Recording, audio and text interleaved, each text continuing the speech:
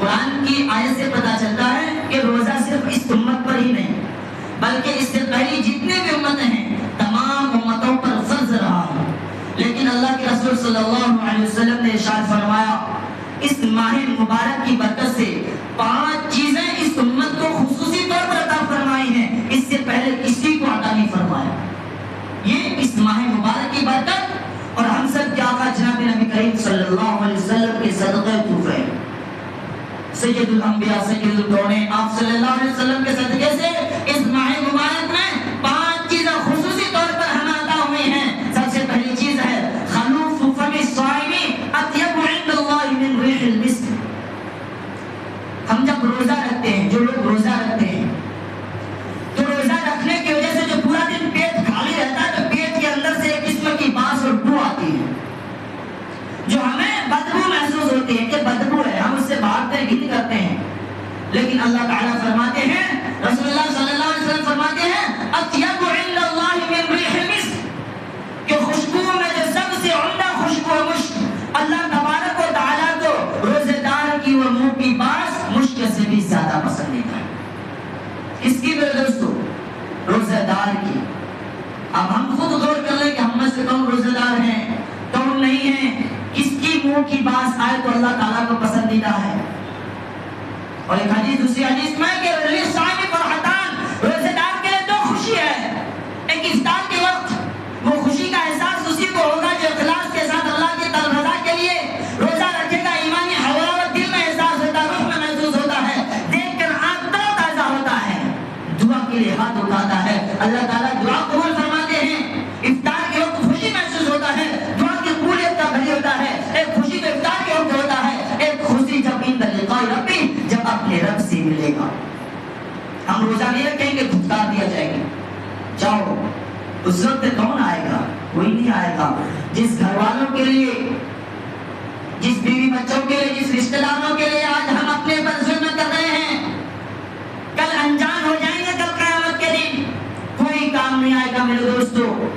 تو سب سے پہلی چیز جو خصوصی طور پر اس امت کو عطا کی گئی ہے 5 ان میں سے کیا ہے کہ روزے دار کے منہ کی بو اللہ تبارک و تعالیٰ کو مشک سے بھی زیادہ پسندیدہ ہے. اس کا مطلب یہ نہیں کوئی نہ سوچے کہ ہم سو کر کے اٹھیں تو مسواک نہیں کریں کیونکہ منہ پسند یہ بات اللہ کو پسند ہے. وہ بات نہیں بلکہ کون سی بات؟ پیٹ کے خالی رہنے کی وجہ سے قسم کی بات اندر سے آتی ہے، پیٹ کے اندر سے وہ بات ہے.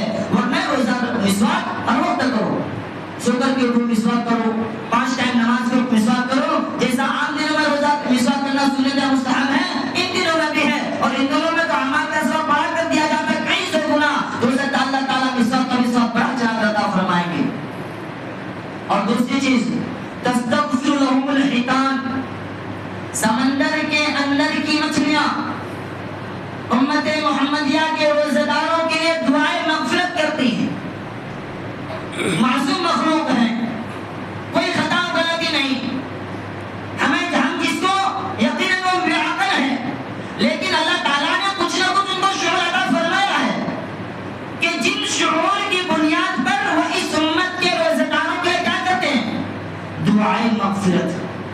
اور بعض حدیث میں فرشتے بھی دعا کرتے ہیں. اللہ تعالیٰ فرشتوں پر فخر کرتے ہیں امت کے روزہ داروں کے نام لے کر کے. تو میرے دوستو اس امت کے اور اسی وجہ سے فرماتے ہیں فقہاء کرام کہ بلکہ تمام مخلوق امت محمدیہ کے روزہ داروں کے لیے دعائیں مغفرت کرتی ہیں. اور یہ صبح صادق جب سے روزہ شروع ہوتا ہے افطار کے وقت تک دعائیں مغفرت کرتی رہتی ہیں. تو ان دعائیں مغفرت کا مستحق کون ہوگا؟ جو روزہ رکھے. کون ہوگا؟ جو روزہ رکھے گا. تیسری چیز کہ اللہ تبارک و تعالیٰ امت محمدیہ کے لیے راستہ ہموار کرتے ہیں کہ کار خیر کے کرنے میں اسے کسی قسم کی رکاوٹ نہ آئے. اللہ تعالیٰ سرکش جنوں اور شیاطین کو قید کر دیتے ہیں. سرکش جنوں اور شیاطین کو قید کر دیتے ہیں. اور چوتھی چیز کہ اللہ تبارک و تعالیٰ ہر روز جنت کو سنوارتے ہیں، سجاتے ہیں. امت محمدیہ کے روزہ داروں کے لیے جنت کو سنوارتے ہیں اور فرماتے ہیں کہ عنقریب میرے نیک سارے بندے اپنے اوپر سے دنیا کی مشقتوں کو پھینک کر تمہارے اندر آئیں گے. 5ویں اور آخری چیز اللہ کے رسول صلی اللہ علیہ وسلم نے فرمایا کہ جب ماہ رمضان کی آخری رات ہوتی ہے تو تمام روزہ داروں کی مغفرت کر دی جاتی ہے، بخشش کر دی جاتی ہے.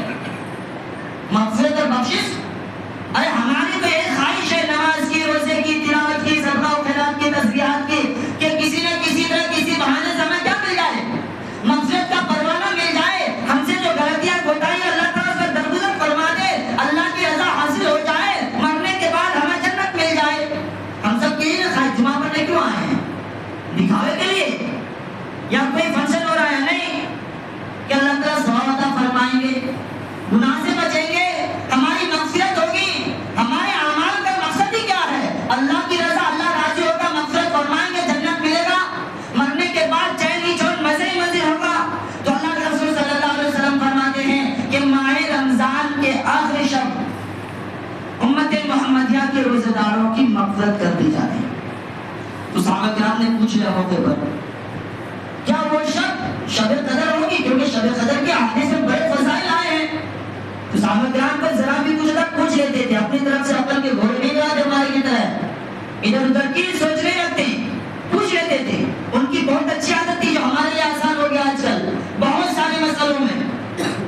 تو آپ صلی اللہ علیہ وسلم نے فرمایا نہیں، بلکہ دستور یہ ہے، قاعدہ یہ ہے کہ جب مزدور اپنے کام سے فارغ ہو جائے تو اس کو مکمل کیا کر دی جاتی ہے؟ مزدوری دے دی جاتی ہے۔ گویا کہ امت محمدیہ کا مسلمان پورے ماہ کا کیا روزہ رکھا، اب ہم آخری رات اس کو مزدوری دینے کا وقت آ گیا ہے۔ اب کیا کیا جائے؟ ان کو مزدوری دے دی جاتی ہے۔ مزدوری کیا ہے؟ مغفرت کا پروانہ اللہ تعالیٰ کی طرف سے مل جاتا ہے۔ میرے دوستو، اسے ملے گا